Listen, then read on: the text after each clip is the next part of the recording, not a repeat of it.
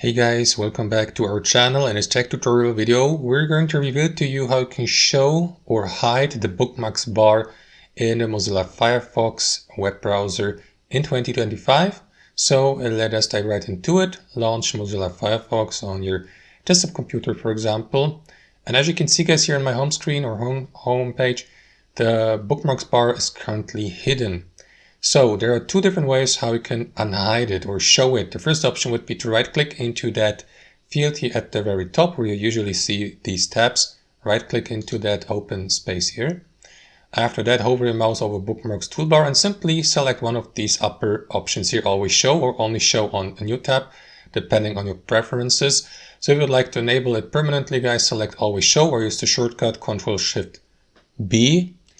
And that is going to show the bookmarks bar. Now let me hide it really quickly. To do that, right click into that space here again, hover your mouse over bookmark toolbar and select never show or use the shortcut Ctrl+Shift+B.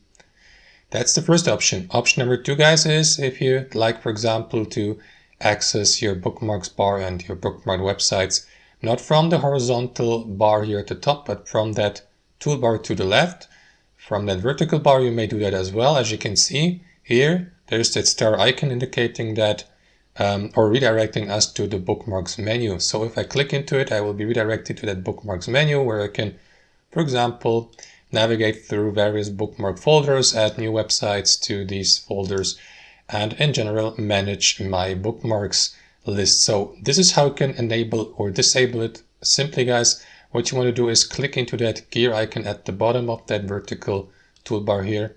And after that, disable or enable bookmarks here. There you go. As you can see, you can hide it by simply unselecting that box next to bookmarks and vice versa. So that's how you do it, guys. Thanks for watching. Hope you enjoyed this video, got some real value from it, and we'll catch you later.